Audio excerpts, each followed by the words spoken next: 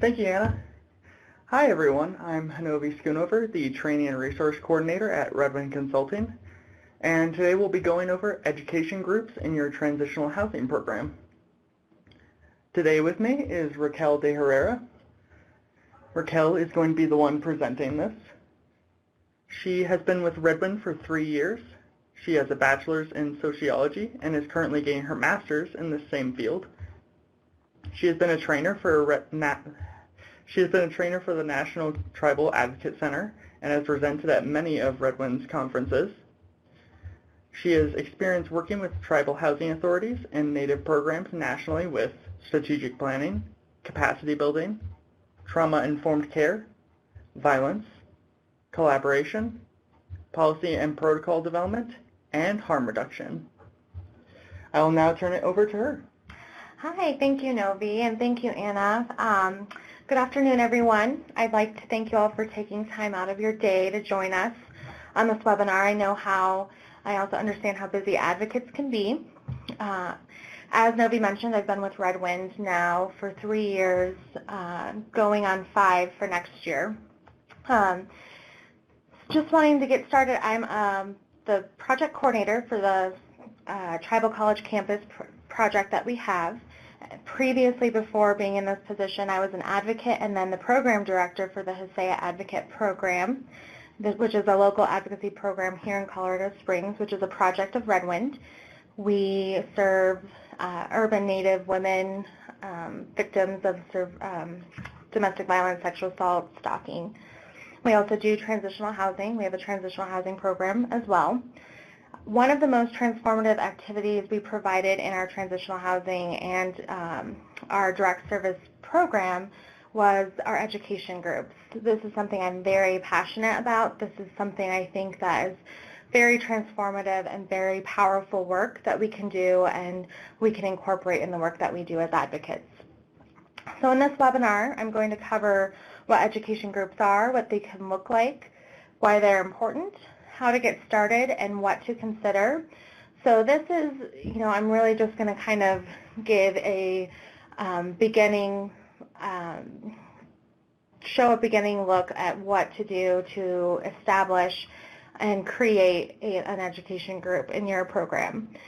And then, if you already have an education group that you hold, just maybe some ideas that we do in our Haseya Advocacy Program.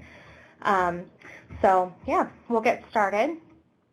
And how do I switch that? Sorry, technical difficulties sometimes.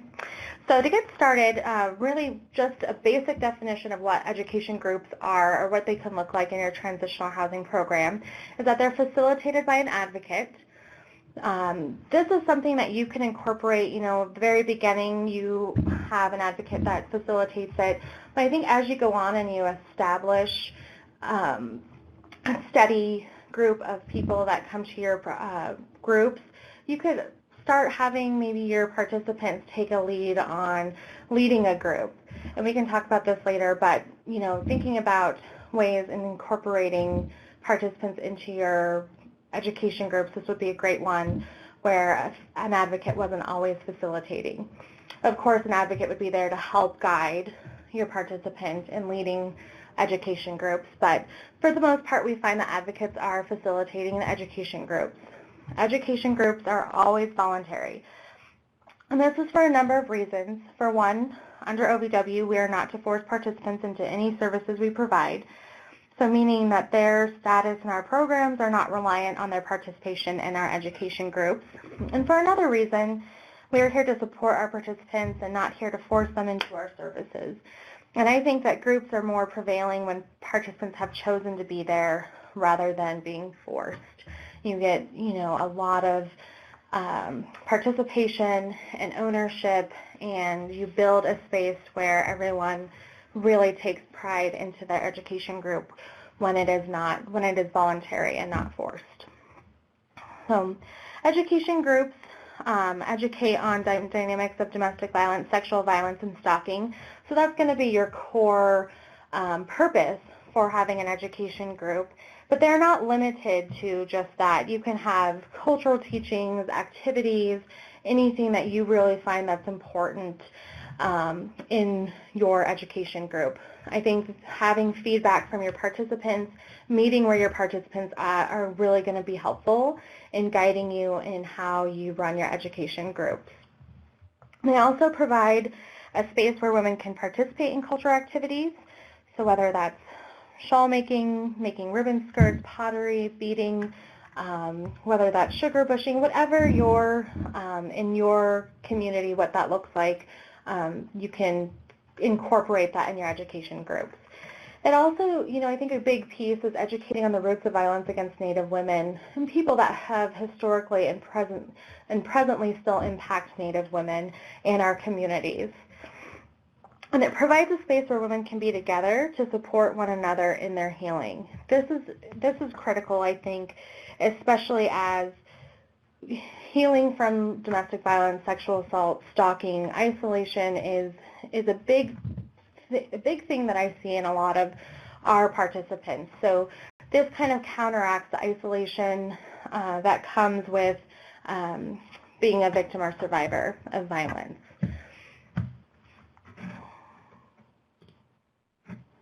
And I do want to add, if you have any questions, please feel free at any time to just put them in the chat box. I'll periodically look at questions. I know sometimes it's hard when you have a dedicated time for questions. You can sometimes forget what your question is. So please feel free at any time to put in, to write in your questions. And also remember that if you do not wish to write in your questions, you can also click the arm/hand icon up in the top left/top middle area, and that'll show us that you have something you want to comment on or question. Thanks, Novi. All right, to think about why to offer education groups, one thing is it provides a grand opportunity for survivors to heal and process their experiences in a safe space. So this is a space where everyone has some experience with violence and are in a healing process. So this is a place where women can validate each other, support one another in a safe space where there's no judgment, no shame, and that it's really a place where participants can, process and think about, reflect on, their experiences with violence and their healing process.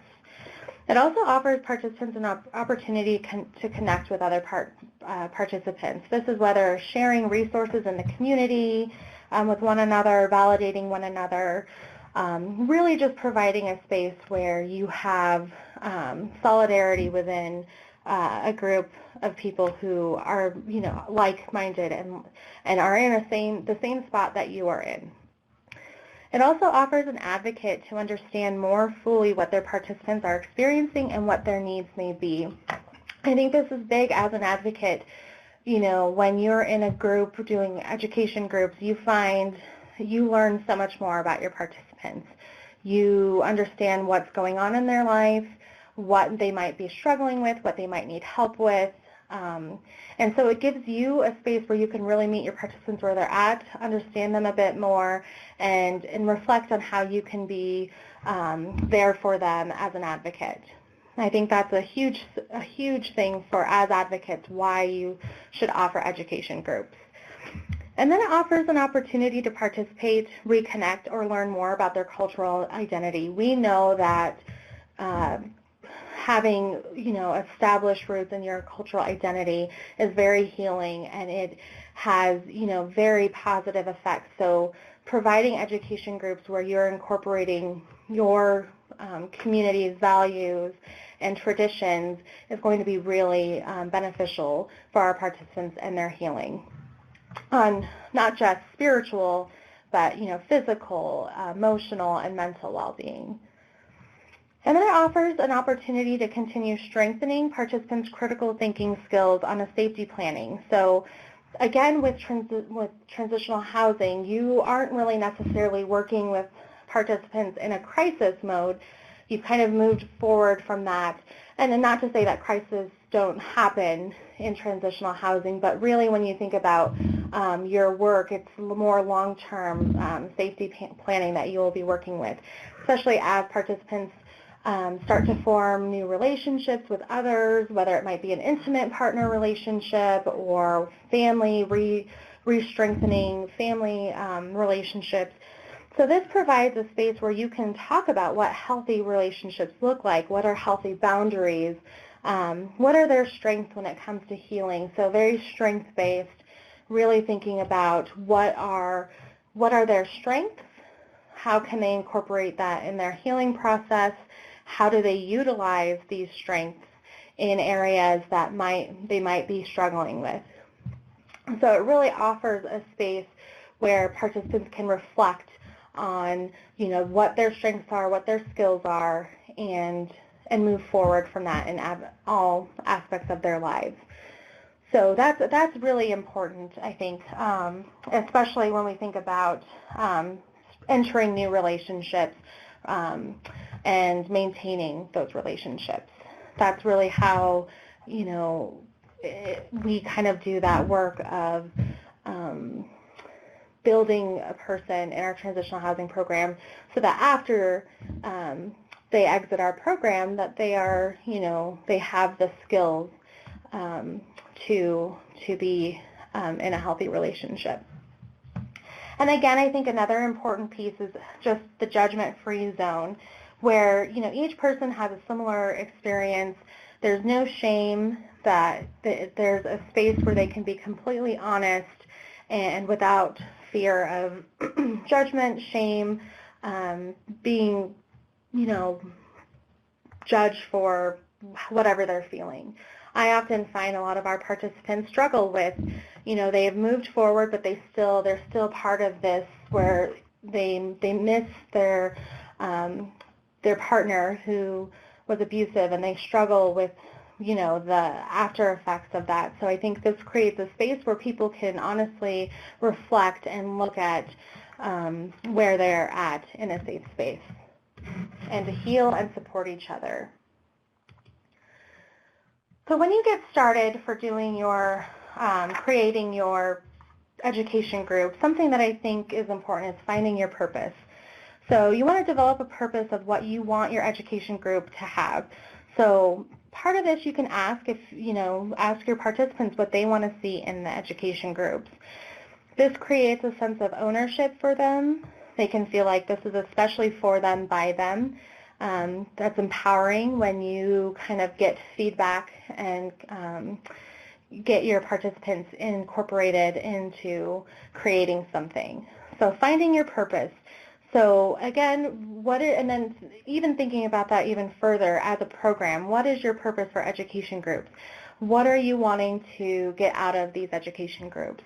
And that purpose is going to lead you into your overarching philosophy. So, your education group can be something like providing a space where participants can reclaim their power and honor their spirit and take some leadership into their life. And so then you're going to, that purpose is then going to guide how you structure your education groups. So you definitely want to make sure you have a clear purpose. And so something that is important is maybe getting advocates together and the program director, or however your program is structured, and meeting together and really reflecting on what your purpose is going to be, what you want your purpose to look like in your education groups. That's going to be the first thing you want to kind of identify. And then after that, you're going to really want to gather a list of, materials that will be needed for groups. So whether that's beads, feathers, traditional medicines, just things that you might need. Also, I think depending on what your modules look like, you're going to want to make sure that you have those materials, those resources you'll need to have that are in your group. So after you gather some of these ideas, they don't have to be completely organized in a module sense, but you just have these materials that you want to incorporate in your groups. Then you want to develop a curriculum kind of around that.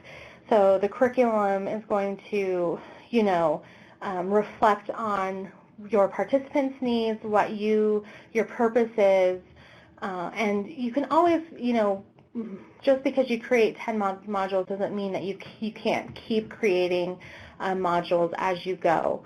It's just like a starting point, a foundational point. Your curriculum shouldn't be always set in stone. I definitely think that it should grow with your program. So it grows with your participants' needs. So it's not something that has to be created and then never revised or nothing's ever added. I definitely think this is an ongoing development. And then you want to think about structure. So what do you want that to look like? Do you want it weekly, bi-weekly? Do you want to provide 2 groups per week so everyone has an opportunity to participate? Do you want it during the night, during the day? And if education groups are to be around meal times, is there a place where they can donate food? As we know, with a lot of our, with all OVW grants, we can't provide food. And that's, part of when we think about traditionally, food is a way to connect, a way to be together. And so if you have that for meal times, are you going to be able to access food donations to provide? Another thing I think is important, especially if you don't have anything set in stone for groups, something to consider if you're looking for funding for groups, childcare is a big one. I think that childcare can be a barrier for a lot of participants who want to access groups. They just don't have childcare. So that's another thing you're going to want to think about. Childcare, how do you incorporate a structure where it's going to be the least amount of pressure for participants to participate. So you want to consider that. Transportation, of course, is another. So if you have it on site, and this just depends on what your transitional housing program looks like. You might have units on site and where transportation might not be a big issue, but for us here in Colorado Springs, our transitional housing program, we're a scattered site. So that means we do rental subsidies, and so people live all in different directions of where our office is and where we conduct our education groups. So transportation is something that we definitely have to consider when doing education groups. So these are just things that you want to consider and think about how you can minimize barriers for participants accessing education groups. And so sometimes that means, providing 2 groups a week at different times of the day so that, people can access it, whether they work during a day shift or a night shift. And then, not all groups have to be at a certain location. You can definitely have it outside by a lake, whether you're hiking in a garden. We are fortunate enough, we have an amazing advocate who was able to access space to create a healing garden, and she does a lot of groups out there, and it's just an indigenous garden space, and it's really a space that she has made wonderful. And so it doesn't always have to be in your conference room or wherever it might be. You can definitely utilize spaces that you think will be important and add and enhance your education groups. But, with that, you'll have to consider safety and confidentiality when you utilize public spaces. So, and we'll talk more about this as we kind of develop a curriculum as I go on for safety, but really you do want to make sure that you are considering the safety and confidentiality when you're doing education groups outside of your office. And then, again, so that's the location, locating a space. Space is important. So if you don't have a space in your organization to have it on site, is there a place that participants will be comfortable going? How will that space be accommodating for those who might have additional needs? Again, transportation, that's something that you might want to consider when thinking about space. making sure it's important. And then how will you outreach to the community? Will you have flyers? Will you have, we have flyers, we have in the Haseya Advocate Program, we use flyers, we have a whiteboard in the meeting room where we definitely put education groups we have it the first and last Monday of the month. So definitely making sure that that's something that how we outreach to our participants, just to let them know that it's here for them. So that's when you get started, these are things that you want to kind of think about. And especially if you're wanting to go for funding, if you don't have it quite in your grant that you want to do education groups, but this is something that you are thinking about, you definitely want to think about what you're going to need financially to keep this going, or what are some things that you can put in there to minimize those barriers. So when we think about education groups, we want to create the space for healing. So this means you really have to consider confidentiality. That's huge. That's how we gain trust. That's how participants feel safe to be completely honest and open in an education group. So you want to think about how are you demonstrating to your participants how important it is that what happens in groups stay in groups. So again, why confidentiality is important, and for the safety, and when you create a space where women can support each other, how are you going to demonstrate that confidentiality is important? And again, to add on to that, mandated reporting. So again, just letting everyone know that you're a mandated reporter and what that looks like. And I think it's really important to be transparent about it, to be clear of what the process is. If there is a mandated report that has to happen, so what that looks like, and then just being completely clear on what you are mandated to report. So that way no one, goes in and are unsure of what to say because they're not sure if, they're going to be reported on or things like that. You really want to make a space where everyone can be open and honest about their experiences. And then you want to think about, the overarching philosophy again. This is going to shape your whole education group. So that's going back to that purpose.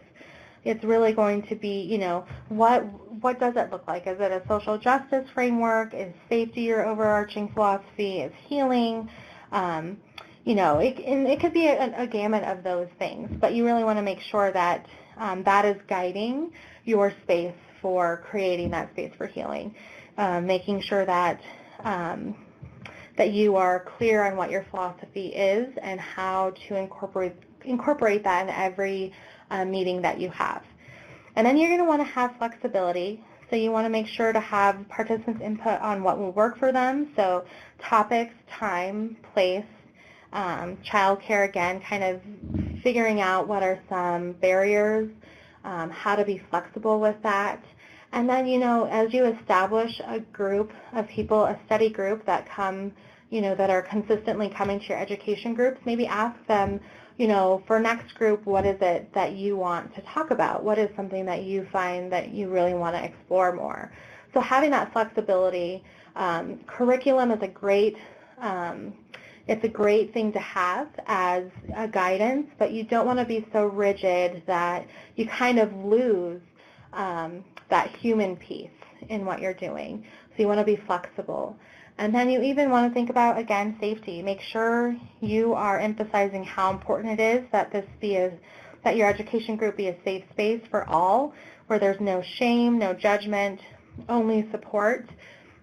And one thing that we do in our curriculum, we have a space, a section for facilitators to really talk about safety and how important that is, and how, and just how we, show that there's accountability and show respect for everyone. And one great thing I think to get participants involved and to take some ownership in this is they kind of create the parameters of how the group goes. So every time a group begins, at the very beginning, they all talk about what they want the parameters to be around safety, respect, and things like that. So I don't want to call it like a rules of the group, but just, parameters, guidance on really how you want people to come together and be respectful.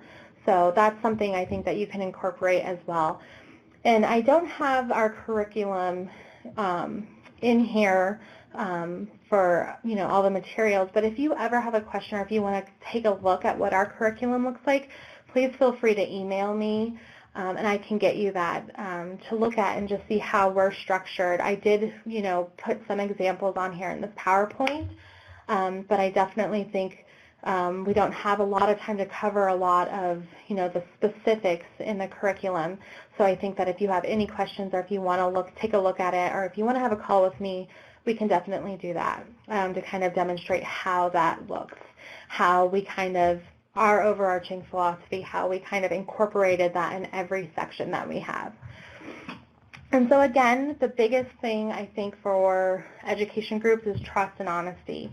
That's going to be the biggest thing. So as a facilitator, you really, if you lead with integrity, you lead with trust and honesty, you are going to get that with the participants, that you're modeling what that should look like.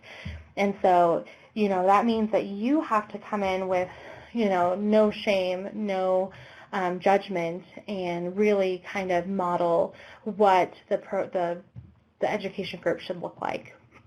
And so those are just some things that you really want to think about.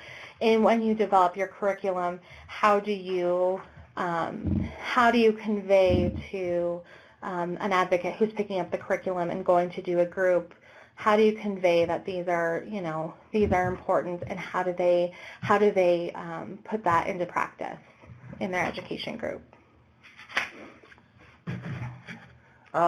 Before we move on, does anyone have any questions or comments?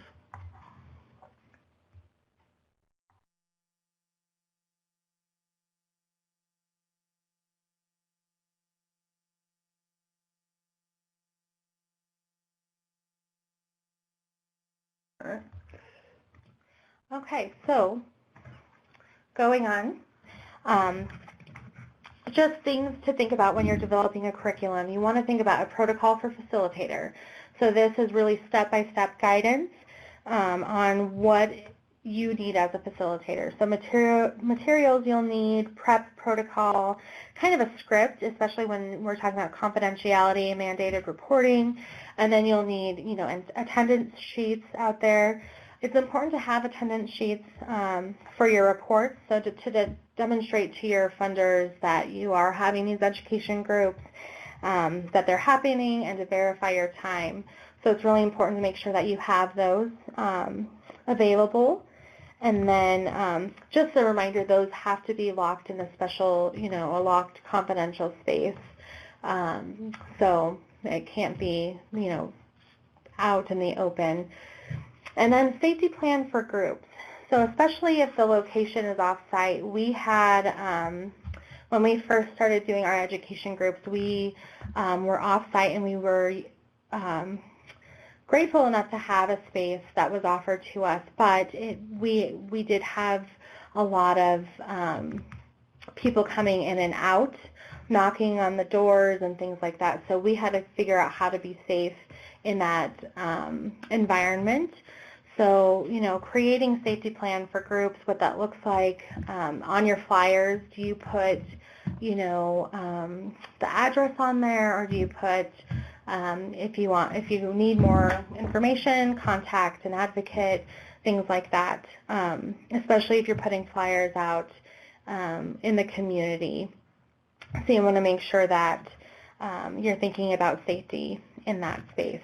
And again, even do you have kind of a protocol where after 15 minutes of the group, if it's started, you lock the door if you're doing it at night. So just thinking about those things. will be important. And then modules for groups. So when you're developing a curriculum, you want to think about modules that you have. And we, for our modules, we have kind of a structure, and it's an ongoing structure. So no matter what the topic is, there's always the structure of what it will look like. And I have an example in the PowerPoint to kind of demonstrate that.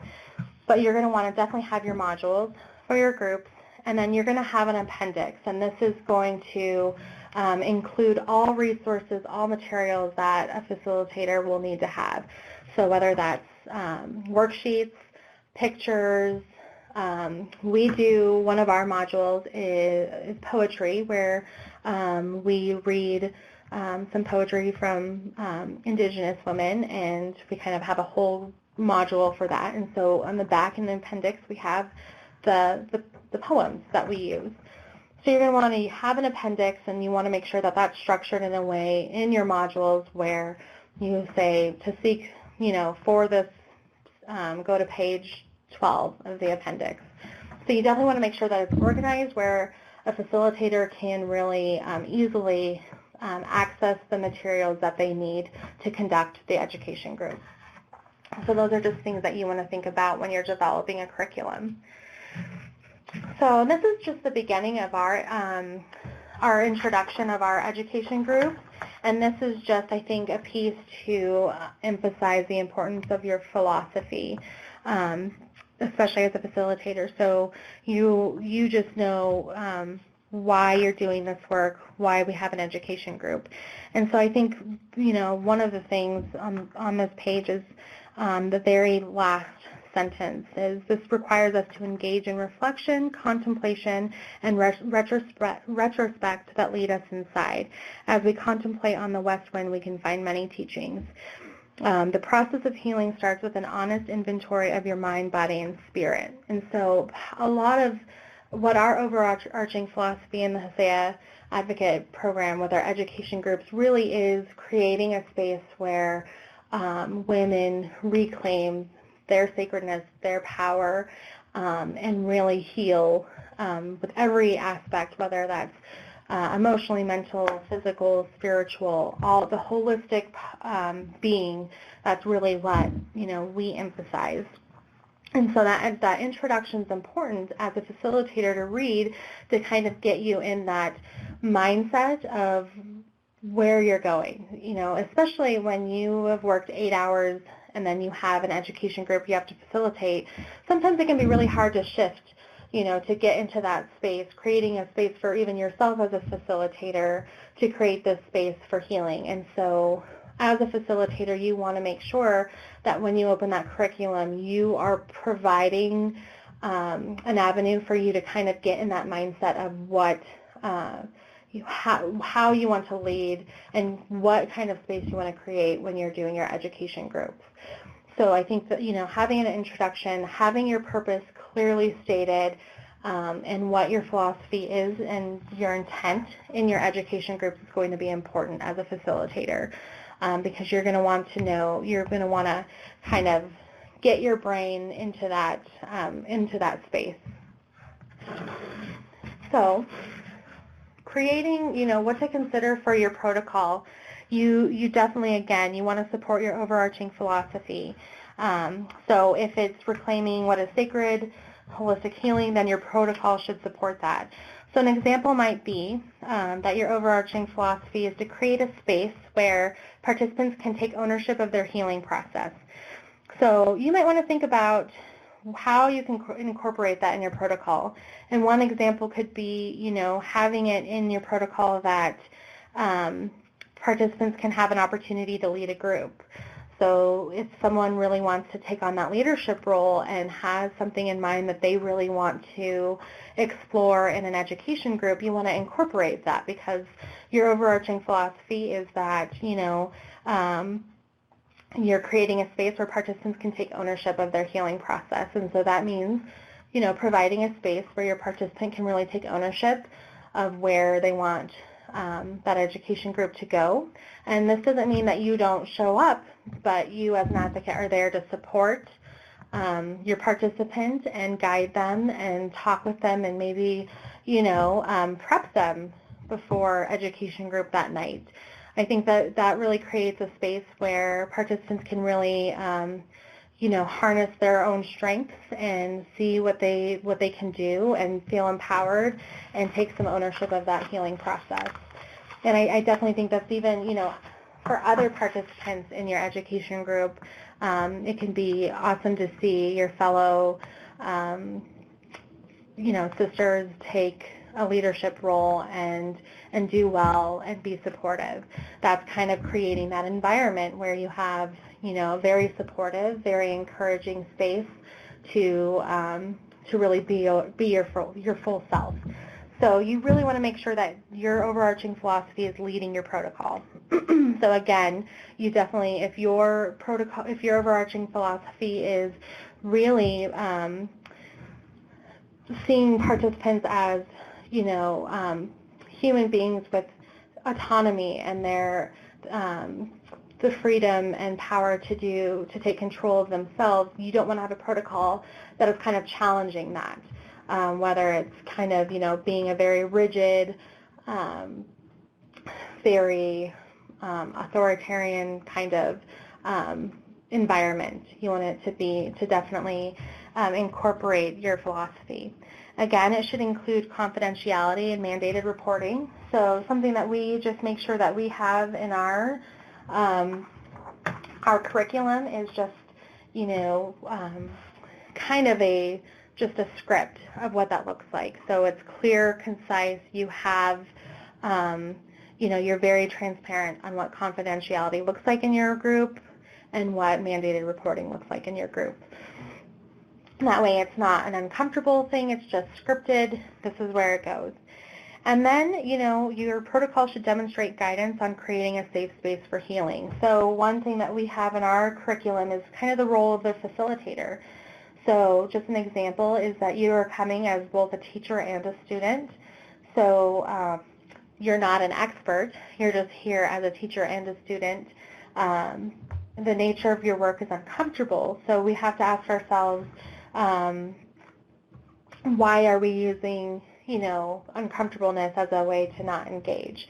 And just, part of in your curriculum, in your protocol, you want to have these questions that before a person leads or facilitates an education group, they're really finding out what are they feeling today, how can they kind of create a space where they're just completely open to the education group. Because I know even as we're human, as advocates, as human beings, we kind of carry things with us throughout the day, and that sometimes can shape all aspects of our day. So if we're having a really bad day, we want to make sure that how are we kind of turning that off and getting into the mode of creating a safe space for healing. And so you're going to want to have in your protocol a clear way of doing that.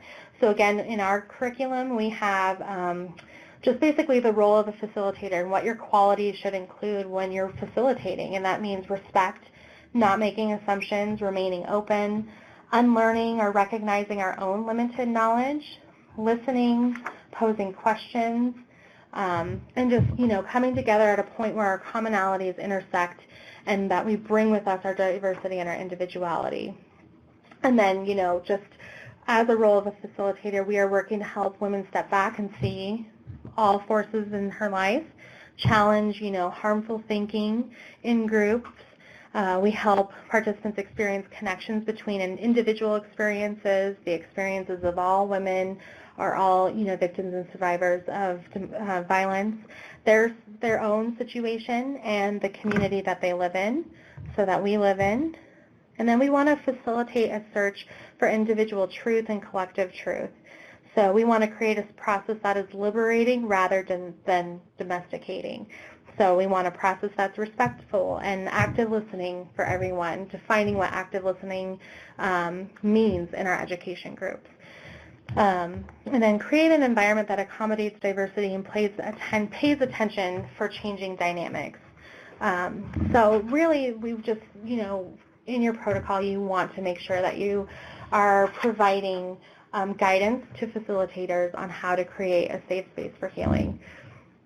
And that's if you have one person that's facilitating a lot of the group, let's say that person calls out sick because they're not feeling well or they're on vacation, and so you have another advocate who's going to take, the education groups for a while. You want to make sure that it's kind of a smooth process, that overarching philosophy remains even if the facilitator has changed. So that's what you want to think about in your protocol. How do you kind of make sure that happens, that smooth process, and that your philosophy stays to where any facilitator can kind of transmit that into the group. You want guidance on conflict resolution. You will have sometimes, especially when we're, healing and talking about domestic violence, sexual violence, stalking, talking about root causes, in our Native communities can bring out a lot. And so you might have, a conflict that comes up during groups. So you want to make sure that as you're writing the protocol, that you have guidance on how you are going to, how a facilitator should kind of resolve that conflict. So, something, kind of a protocol of what happens if there's a conflict. Same with safety. If something is, goes on with safety, and we'll talk about it further on in this PowerPoint, but, really thinking about how do you step-by-step, transmit to a facilitator what their role is and how they can resolve the conflict. And then you want step-by-step how to facilitate a group. And this, again, I think as you become a facilitator and you kind of know what those steps are, you might be able to, just remember, but when you have step-by-step guidance to facilitate a group, it really creates I think it supports more of a no judgment zone where you really have this space in mind of where it's going. This is where you want it to lead, and it really leaves the facilitator, access to leading the education group in a judgment-free, smooth way to where it's not really uncomfortable for anyone. So you definitely want to make sure that you have that. And there's an example on this PowerPoint. And again, if you want to see more of how our curriculum looks, please feel free to email me and I can get that to you. And then again, the role of a facilitator, which we talked about. So what your role as a facilitator is, and not just the step-by-step, this is what you should say, or this is the script that you should say, but really the role of the facilitator is kind of creating that space where a facilitator can stop, check in with themselves, make sure they're not bringing anything into the group that might compromise that, that healing space. So really putting it into play of what your role is as a facilitator. So then again, this is kind of that step-by-step guidance that you'll have. You're going to want it to be very detailed and very specific. Again, supporting overarching philosophy or purpose of the education groups. And then you want to incorporate some traditional ways into it. So for each group, we have a few basic things that facilitators should take care of, whether that's selecting their topic, collecting materials needed, setting up. So this is when they, enter the space where they're going to be doing the education group. So they set up everything. It's all prepared before participants come in for group. And then traditional preparation, whatever that looks like in your communities. So for us, we will burn some sage at the very beginning, and people who come in, they are more than welcome to smudge or, whatever that looks like for you, having some traditional preparation, and then starting the group. So when you start the group, again, you want to address confidentiality and mandated reporting. For us, we have that script that you write or that you read, so that's, just kind of that's just what you do for every group, addressing, establishing the rules or guidelines. So again, you want every participant to kind of collaborate and think about what their guidelines are for the group is, what's important for them, whether it's respect, honesty, trust, being very compassionate in this group, things like that they can definitely establish. And then you want to just think about the tone and atmosphere.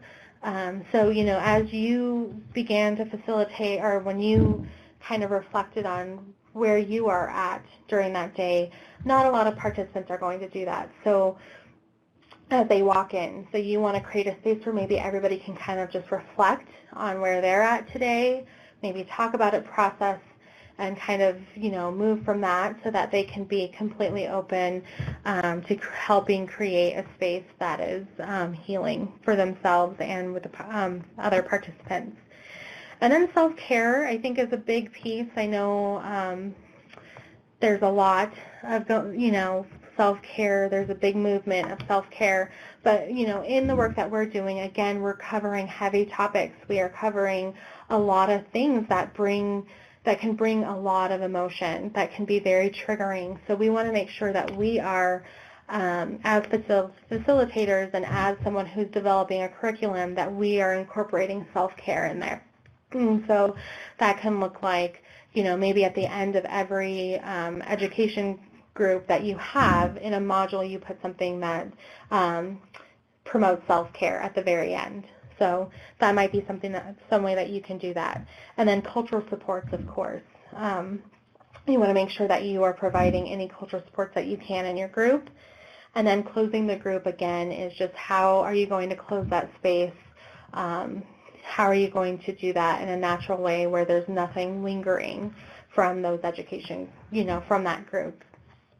So those are just things that you want to think about as you're developing a curriculum, or if you're kind of updating a curriculum that you already have, maybe, there are some things that you can think about to put in there. Moving on to safety planning, again, you really want to think about locating your nearest exit, making sure that you and every participant knows where the exits are in case of an emergency. So this is something that you might want you want to talk about before you start group, of just, the safety exits, just like I think they do in every movie theater, where it's locate your exits. You definitely want to make sure that you are doing that as well. Having a phone policy, so making sure that if you're off-site or even on-site, that you have a phone that is fully charged and brought with you every time you're facilitating an education group. Again, when to lock the doors? Do you lock them, 15 minutes? This is especially if you are, conducting a group where the office hours you're closed, or there's no one else in your office, or if you have it off-site and you need to have the doors locked. So you want to make sure, when do you lock doors? And then you want to make sure that that's clear to participants, that if they're going to be late to a group, maybe they can call you or send you a text, or, whatever that might be, to let you know that they're going to be late, and so that you can expect that they're going to be there 15 minutes or so late. So thinking about that for safety planning. And then what do you do in an emergency? So, what if a participant's abuser comes into group? What does that look like? Of course, 911, what is, do you exit? What does that look like? So you want to make sure that you have a what to do in an emergency. And then you want to have a protocol with how you communicate with other advocates when you're doing education groups. So if you decide you want to go for a hike with your group, and you're going to go somewhere up in the mountains. We're in Colorado Springs, so we have a lot of mountains. You want to make sure that you are letting either another advocate know, or your program director, letting someone know that that is where you're going, and then when to expect you back. And if you're not coming back to the office, you at least need to let the advocate know that group was done and that everything was okay. So you definitely want to make sure that you have a protocol in place where you are thinking about safety in your education groups.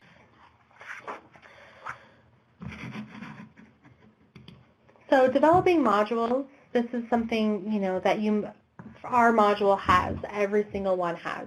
It has a title, it has the purpose of the topic, so why are we going over this topic, resources, materials used for topics, the overview of topics, and the summary. So again, a summary, you don't have to read to the whole group, but it's just there for the facilitator to kind of, get in the mindset of the topic and just, some background knowledge to kind of get them a jump start into leading the group. So you want to have that, the summary, and then questions to ask and possible responses. So, it's one thing to just have questions that you want to ask, but I think what's important is also to have possible responses, so that if you, if you have a quiet group and no one really responds to your questions, you can kind of, use what's on the list of some possible responses, and then that might open up ideas to the group of, and then it kind of gets that going. So having those questions and the possible responses, and then lasting thoughts and kind of an activity to go through that. So we have, for one of our groups, our modules, we had, the title was the hypersexualization of Native women in media and pop culture.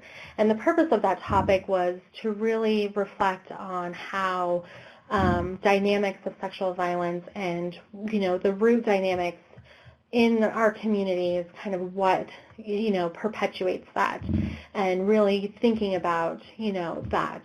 Part of those resources and materials we used were images. So if you Googled Native American woman, you'd get all of these hypersexualized images. So you'd have images. We used, Tiger Lily and Peter Pan, again, Pocahontas, those things. We used all of these images, and we printed them out, and then we had access, you had access to a computer. You can definitely YouTube, all of these things.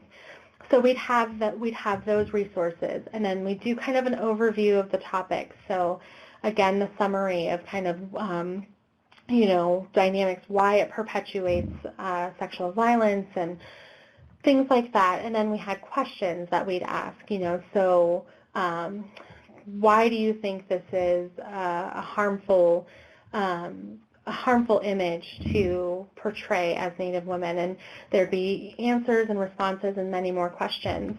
And then always, one thing that we really, in our curriculum, we don't want to end on such negative, we don't want the group to just be surrounded by negativity. So we really also, looking at images in pop culture, we also looked at the good images, the things that were represented who as Native women we are, and things like that. So having that as an activity, and then lasting thoughts definitely had kind of just a place where people could process what they just talked about. So really just thinking about what did we just uncover? How do I process this? How do I want to move forward? So thinking about that, and then an activity. Oftentimes an activity could be, again, that self-care kind of mentality of how do you kind of protect yourself and, leave the education group not in a despairing way, but in a more hopeful, more empowering way. So making sure activities that end kind of in that structure. We have journals. If you wanted to do some journaling, create journals at the end of every group that they can process through, and you could have a question that, one thing that we do, and even in our advocacy trainings, are letters to ourselves. So as a young person, who you are now, what would you write? Let's say you're a 100-year-old woman, what would you write to your younger self? And so really getting to think about ways in which you can provide a space where participants can really see their strengths, acknowledge their strengths, and explore that. So that's really kind of what our modules look like. And we have many other topics that we have. We've done, again, the poetry, and the purpose of that is really finding ways to put into words your experiences, being, a victim or survivor of violence. So you can really be very creative with this. And it really just is guided. It can be guided by your participants and what they want. and just, by what you find is helpful in your community. And so, again, this is just a module sample. We have learning objectives, a guided discussion, questions to ask participants, possible responses, further questions about the first question, and the closing. So this is kind of what it looks like. So you have a guided discussion. The lead-in really kind of expresses what the facilitator would do, and then kind of breaking down why it's important to understand this topic, and then those questions.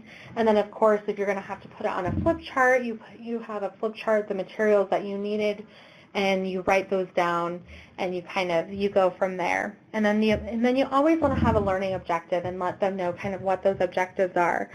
So for this one, the module is Tribal Values and Life Ways. The learning objectives are to identify tribal values and beliefs about women, identify your personal values and beliefs, and then identify what's important to the participant, and identify supportive people in their life. So that's just a way of, providing, traditional beliefs on women, providing them to think about what their support systems are, and then how as a community can you walk through in your community and, practice what these beliefs are. And then, of course, you'll have the time, of course, for the module, and then your materials. So you'll have your flip chart paper, guided questions, handwork materials and teaching. So if you're doing beadwork while doing group, you make sure that you have those. Sometimes we have coloring pages, anything that you want to do that is meaningful and relevant to your community. So that's just one page of a module. And then again, you want to make sure that you have cultural supports and activities. So we have a decolonizing trauma module. We have Native-specific resources. So we have the Creator Circle. We have Native poets and authors, activists and their work, so reflecting on, those things. Your tribe's cultural supports, whether that's ceremonies, traditional medicines, traditional foods. We were very fortunate for our healing garden. They're growing traditional medicines there. They are really exploring traditional foods, talking about food sovereignty. So that's how they, our advocates have incorporated that in the Haseya Advocate education groups. Ribbon skirts, shawls, beading, pottery, and attending cultural activities together. I think another important piece for the education groups are that you're creating a space where they, participants can really think about social change, where, they really can think about how do they want to get justice in a way that they can, whether that's, one education group could be, going up to, we had an event where participants were sharing their stories, and just when it was, thinking about providing spaces where they can really share their stories, they can demand justice, really giving them, and I don't want to say giving them a voice, but really helping them to see that they have their voice, that it's always been there, giving them the confidence and the courage, providing that space where they can have that confidence and that safety and the support of really moving forward and making change. So really when we think about education groups, they're transformative in a way that they really, really focus on the participants as individuals, as participants in community, what we want our communities to look like, creating just a space where, you can really, really reflect on your strengths and move forward. And it's also a space where, nobody's perfect. We're all learning from each other. No one's the expert. I think often, especially when you're meeting one-on-one with participants, it feels like there's a power dynamic of you're the expert and, but it really provides a space and kind of reinforces the idea that Participants are the experts of their own lives. They have the strength, they have the power within themselves. This is just providing a space where they can, definitely practice that and live in that without shame or judgment. Another thing, I think, if you don't have education groups or if you don't have that in your funding right now, one thing I think is important, especially, when we first started, we didn't have a lot of people coming into our education group. So I would just kind of take a module and, when I had my one-on-one meeting with a participant, I would kind of just do the module with them. It wasn't that in that structured way, but it was definitely, this is something that we can talk about. These are questions I can ask my participants. They can reflect, and it really can provide a space where it just kind of enhances your meetings with participants, where it's not just, talking about everyday things, but really thinking about the person as a holistic being and how are they mentally, spiritually, physically, and mentally, how are they in all those avenues, and providing a space. I think often it can be so easy, especially, in transitional housing programs and our direct services, when we're meeting with participants, it's so, we often are reflecting or reacting to, finding those basic needs, whether it's food, shelter, whether it's helping pay bills. But I also think that we have to incorporate a space where they can really think about where they want to be in more of a holistic way. So, just taking care of themselves in that space. So I definitely think that education groups and the modules that you create and the curriculum you create can really enhance the work that you do as an advocate. And you can do that one-on-one or within education groups. The education groups are really amazing because, again, it kind of helps counteract that isolation. It has, women supporting each other. But you really want to make sure, that you are providing, if a participant cannot make your education group, how can you incorporate that in your meetings with them? Some of the work that you do in your education groups. Another thing I want to mention is if you're providing, we have women's education groups. We haven't had any requests for, men's education groups, but you do have to provide comparable services. So if you do have a women's education group, you want to make sure you have a men's education group. And then I think to even further, get away from that binary thinking, I definitely think it's important to even think about how can you incorporate the LGBTQ two-spirit community in an education group. So do you want to have an individual group that really focuses on dynamics of domestic violence, sexual violence, and stalking in the LGBTQ two-spirit community and in the men's community? And then when you reflect on that, you really want to make sure that you're providing those comparable services. And I would even say, to touch on these things, even in, if you have a women's education group. So just make sure that you have those topics there.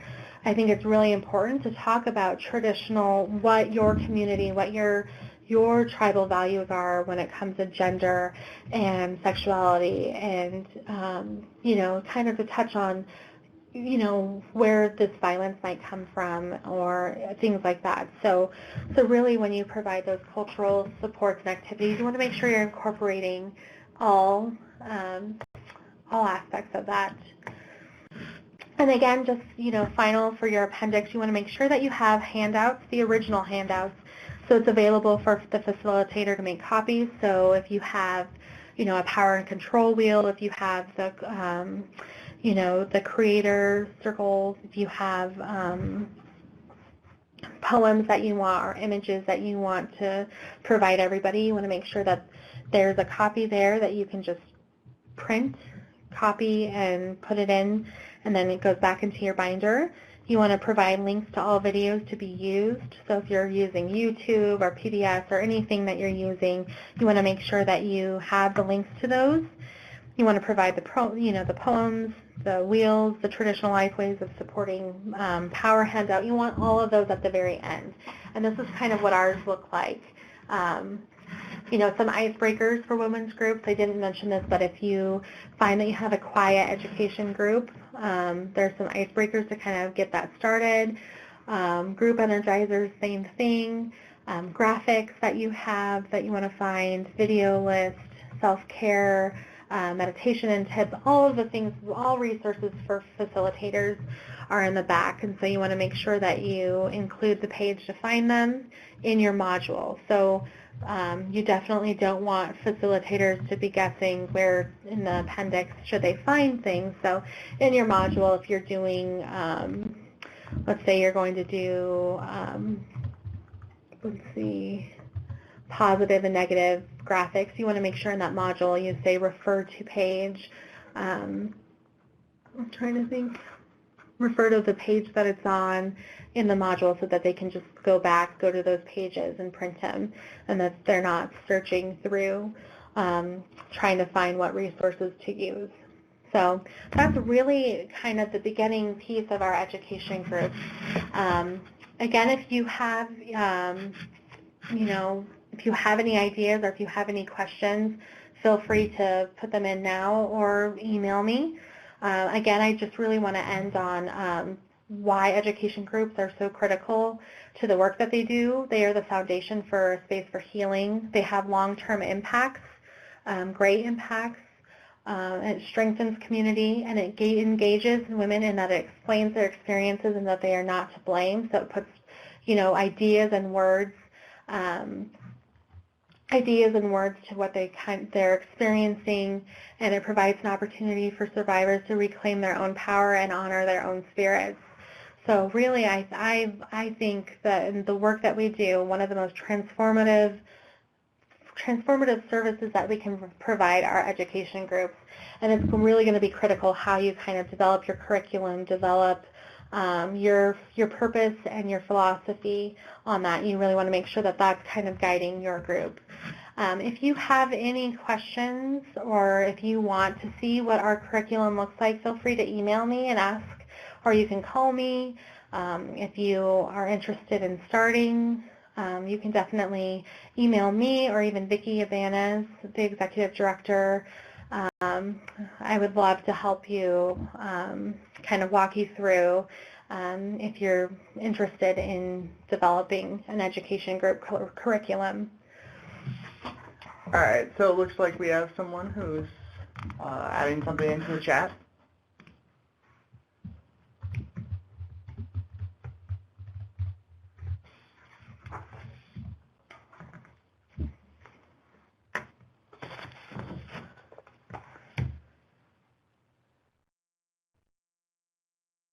Oh, definitely, Jennifer. I can definitely email you, and we can definitely talk about just some examples when developing your own modules. Perfect.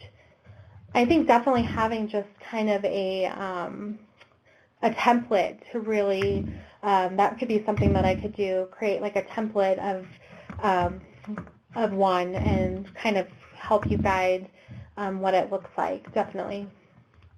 Thank you for that.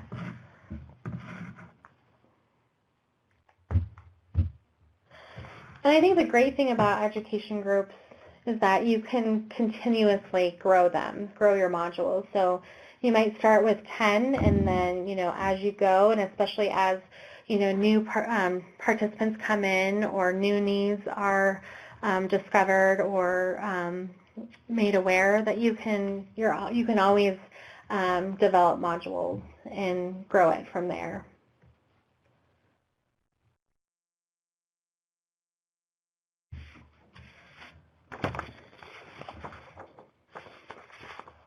I think there's might be another question. And, this is one of my favorite, things to do as an advocate was the education groups. So, Deanna, I have a lot of ideas.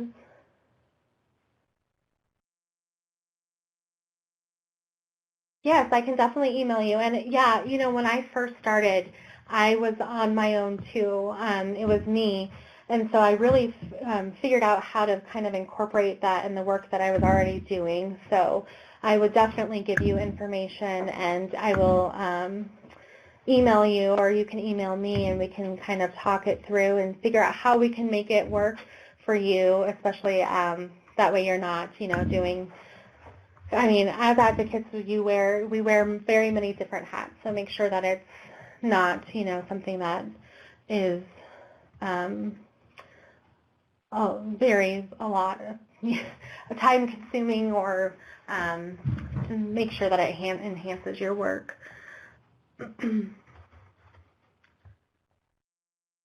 Oh, it's great, Tammy, to see you. So glad that you were able to make the webinar. And yes, we will definitely write all your emails down, and I will send you a curriculum as well. Yeah, I really do think this is one of the greatest parts of our work. So I think do we have everybody's email that have? We will receive it, yes. Yeah. So I can just email everybody one, and so you can kind of see, and if you have any questions, or if, you want to just talk with me, I'm definitely here, and we can do that. It's awesome. I think it's just so great to see everyone interested in doing education groups, because I feel like they're just very powerful work.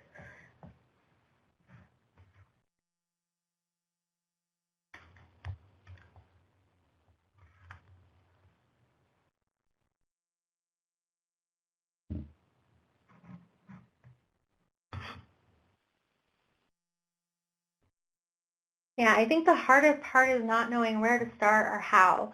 And so I would definitely be open and ready to help anybody get started. So thank you, everybody, for joining us on today's webinar. It's been such an honor. Yeah. So I'd like to, first of all, thank our host, TATA, Anna. I'd like to thank our presenter, Raquel. And just going to go over some things before we close. So first of all, these webinars will be archived on our website. They will be in the resource section under Talking Stick Webinar Archive. It may be some time before they are on there, but just keep your eye out. We'll try and get them on there as soon as possible. Second, just like how Redwind hosts educational groups for participants where survivors of violence can bond and heal together, Redwind also hosts a transitional housing forum on our website where grantees and technical assistance providers can interact and come together, allowing them to discuss problems they may be having and coming up with solutions to those problems, whether it's issues with a landlord, difficulties with getting housing set up, or finding safe places for meeting with survivors. A variety of topics can be explored between organizations and programs. If you are interested, you can find this forum at Redwind's website by going to the program section, clicking on the OVW Tribal Technical Assistance link, then Transitional Housing Tribal Technical Assistance, and then finally Networking Forum. If you're not already on there, you'll need to sign up and be given access. Once in. Oh, and I think there is a question from Alexis that you've seen a movement away from support groups for DV survivors to a more parenting and skill building group. Wondering what I think about the importance of having a group that focuses more on the trauma and healing. I think that it's important to have, parenting and skill building groups, but I do think that if you aren't having a group that focuses on the trauma and healing from domestic violence and moving forward, you kind of need both to enhance. I find that when women have a space to really reflect on their experiences, find their strengths and find support, that, they are going to have more critical skills on, what it means to be a parent, skill building. So I definitely think that there is a huge importance on trauma and healing. That you can take a parenting class, but if you aren't really helping a participant or helping the person heal from trauma and understand what that trauma looks like, then that's kind of a disservice to that parenting skill. So I think that you need both, but I definitely think that you really need to heal first, and you really need to look at trauma and how that impacts who you are as a parent, who you are as a person, and what your skills are, and how to kind of recover some of those things. We know that self-esteem, self-worth, all of these things plummet when you experience violence. So you really want to lift people up, and the more lifted they are, the more positive their parenting will be, their experiences in parenting will be, and their skill building. So I think they're all important, but you definitely it's a big the importance of healing from trauma, of violence, and not just violence, but our historical and intergenerational trauma, healing from that and having that space. So I definitely think that is something to consider. Thank you for asking that, Alexis. And we have everybody's emails, and I will send the modules. And like I said, if you have any questions, please email me or call me as well. Yeah. So one last thing on the forum. Because of how the forum does notifications, if you would wish to get notifications from a specific forum post, you'll need to go up to the top of where the forum post's name is, and there will be a little eye icon. Once you click on that, you'll get notifications whenever a new post is under that specific topic. If you see a topic that you're interested in, why not drop in your name, something relevant to that topic, just anything you'd like to discuss. And remember that this is a place for you and for all of you to discuss anything that may be troubling your programs or any issues you may be having. It's a place for all of you to connect and be able to potentially solve things that you may have run across already. So, this was the last webinar in this series. We will be having a Children and Youth series coming up very soon. If you're interested, we will be having a post going out on MailChimp very soon. And then once we have registration links, we will also be adding those so you can register as soon as possible. And other than that, Redwind also provides a host of one-on-one things that you can be trained in. We have our national conferences and national trainings, SADES and DADES. And then we also provide site visits and peer visits if you are interested. If you would like to discuss these, you can send an email to Victoria Ibanez or myself at hanovi@redwind.net. And I believe that is everything. So once again, thank you, Raquel, our presenter. Thank you, Anna, for hosting us. And thank all of you for joining us. Yes, thank you.